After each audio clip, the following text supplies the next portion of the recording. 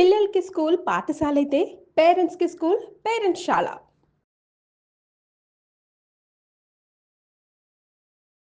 నమస్కారం, మీరు చూస్తుంది సుమన్ టీవీ. నేను మీ కీర్తి. జూలై 12వ తారీఖు శనివారం, అందులోనూ శ్రవణ నక్షత్రం వస్తుంది. మనం చాలా పనులు మొదలు పెడుతూ ఉంటాం, ఏవి కూడా ముందుకు వెళ్ళవు, ఆటంకాలు వస్తూ ఉంటాయి. మరి అలాంటప్పుడు ఈ రోజుని ఎలా సద్వినియోగం చేసుకోవాలి, ఏమేమి పనులు చేయాలి, ఏ విధంగా ముందడుగుకు వెళ్ళాలి అన్న విషయాలు మనకు తెలియజేయడానికి ప్రముఖ ఆస్ట్రాలజర్ బ్రహ్మశ్రీ నందిబట్ల శ్రీహరి శర్మ గురుగారు ఉన్నారు. నమస్తే గురుగారు. వాగర్థ వివ సంపృక్తౌ వాగర్థ ప్రతిపత్తయే జగతః పితరౌ వందే పార్వతీ పరమేశ్వరౌ. ఆదిత్యాయ చ సోమాయ మంగళాయ బుధాయ చ గురు శుక్ర శనిభ్యశ్చ రాహవే కేతవే నమః. శృంగేరి జగద్గురు పీఠాధిపతులకి, కంచి పీఠాధిపతులకి నమస్కారములు తెలియజేసుకుంటూ కార్యక్రమాన్ని ప్రారంభిద్దాం. గురుగారు, జూలై 12వ తారీఖు శనివారం, అందులోనూ శ్రవణ నక్షత్రం వెంకటేశ్వర స్వామికి చాలా చాలా ఇష్టమైన రోజుగా చెప్తూ ఉంటారు.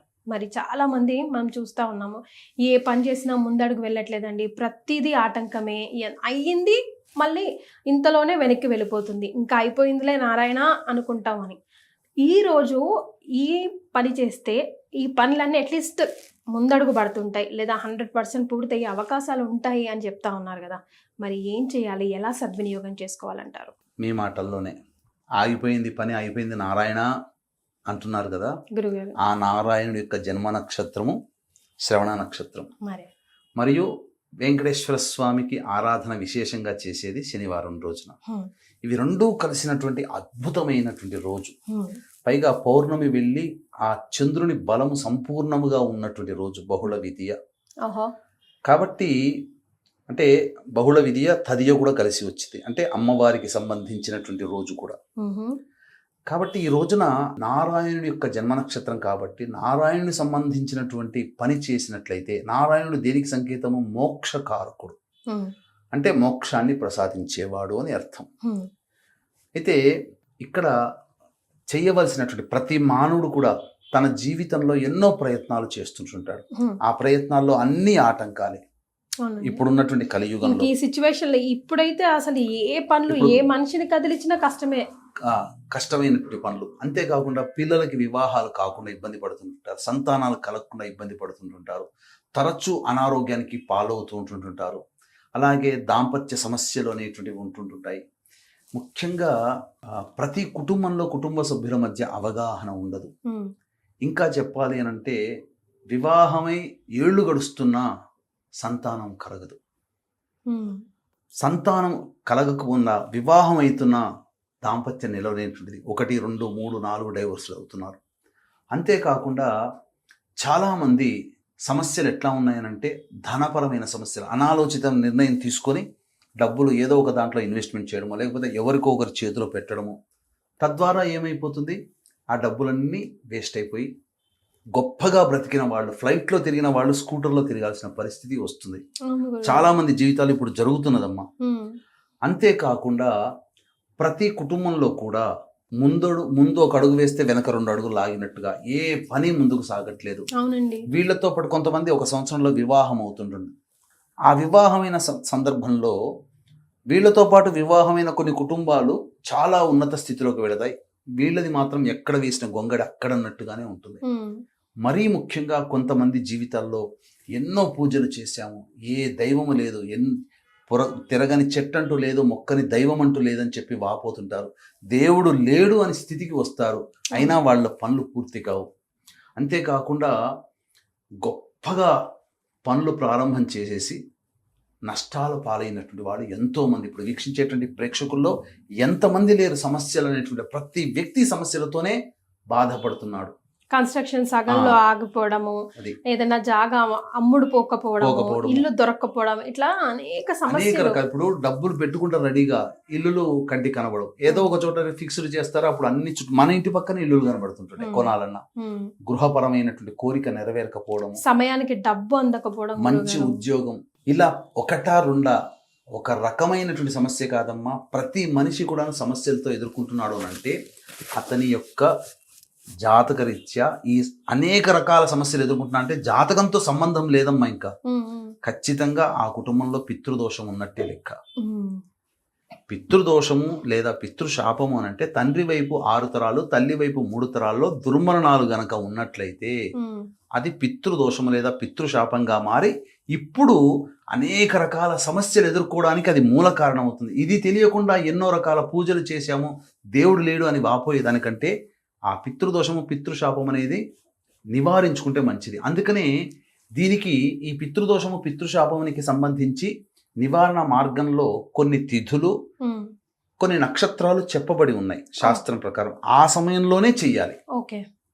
కాబట్టి శ్రవణ నక్షత్రం విష్ణు నక్షత్రం కాబట్టి శ్రవణ నక్షత్రం రోజున ఎవరైతే ఈ పితృదోష నివారణ కార్యక్రమం జరిపించుకుంటారో వాళ్ళకి సంపూర్ణమైనటువంటి యోగం కలుగుతుంది. అందుకని దీన్ని దృష్టిలో పెట్టుకుని మన పీఠం ఆధ్వర్యంలో 12వ తారీఖు రోజున ఈ పితృదోష నివారణ కార్యక్రమం అనేది జరిపించడం జరుగుతుంది. 11వ తారీఖు రోజున బయలుదేరుతున్నాం. 12వ తారీఖు రోజున కార్యక్రమాన్ని సద్వినియోగపరుచుకొని మళ్ళీ 12 బయలుదేరి 13 కల్లా వస్తాం. కాకపోతే ఇక్కడ వీక్షించేటువంటి ప్రేక్షకుల్లో తెలియని విషయం ఏంటంటే గూగుల్లో వెతుక్కొని ఎక్కడ చేయిస్తున్నారని చెప్పి ఎవరి ప్రాంతానికి వాళ్ళకి దగ్గరున్న ప్లేస్లోకి వెళ్ళిపోతున్నారు. కానీ ఒకప్పుడు ఈ సబ్జెక్ట్కి అంత డిమాండ్ లేదు. అంటే ఏంటి, అన్ని దుర్మరణాలు లేవు కుటుంబంలో. తద్వారా ఈ పితృదోషం కార్యక్రమం ఏదో కొద్ది మంది మాత్రమే చేసుకునేవాళ్ళు. కాబట్టి వాళ్ళ దగ్గరకు వచ్చినటువంటి వాళ్ళకి చక్కగా శాస్త్రీయంగా చేయించేవాళ్ళు. ఇప్పుడు డిమాండ్ పెరిగినప్పుడు ఏమవుతుంది, సప్లై తగ్గుతుంది. అంతే కదా సూత్రం. ఏమైపోతుంది, ఇలా వీళ్ళు డైరెక్ట్గా మన వీక్షించినటువంటి ప్రేక్షకులు తెలుసుకొని మనం చెప్పిన విషయాన్ని తెలుసుకొని డైరెక్ట్గా వెళ్ళిపోయి మాట్లాడుకోవడం వల్ల జరిగేటువంటి నష్టం ఏంటంటే మొట్టమొదలు మాట్లాడే వ్యక్తి ఒకరవుతారు, చేయించే వ్యక్తి ఒకరవుతారు. వీళ్ళని చూసిన తర్వాత వీళ్ళ తర్వాత ఇంకా మళ్ళీ చాలా మందికి చేయించాలి కాబట్టి తూతూ మంత్రంగా పురాణోక్తంగా చేయిస్తున్నారు. లిమిటెడ్ మెంబర్స్ తీసుకెళ్తాం. 30 మంది కంటే అసలు ఎక్కువ తీసుకెళ్దామమ్మా. అంతేకాకుండా చాలా మంది ఇక్కడ ఏంటంటే యజ్ఞోపవీతం ఉన్నటువంటి వాళ్ళకేమో శ్రద్ధగా చేయిస్తున్నారు. యజ్ఞోపవీతం లేనటువంటి కులస్తులకి పూర్తిగా షార్ట్కట్లు చేసి పంపిస్తున్నారు. 4 గంటలు జరగాల్సినటువంటి పని పూజా కార్యక్రమం కేవలం 45 నిమిషాలు లేదా గంటలో జరిపించి పంపిస్తున్నారు. మీరు స్వయంగా చేయిస్తారా గురుగారు? దగ్గరుండి మా ఆశ్రమం ఉందమ్మా. కర్ణాటకలో మా సొంత ఆశ్రమం అనేది ఉంది. అక్కడ మేము ఈ కార్యక్రమాన్ని దగ్గరుండి మా ఆధ్వర్యంలోనే జరుగుతుంది. ఇంకొంతమంది ఏంటంటే దీన్ని బూచిగా చూపించి, అంటే వ్యక్తులు జన్మించినప్పుడు జన్మించిన నక్షత్రాల్లో దోషము నక్షత్ర జనన దోషము.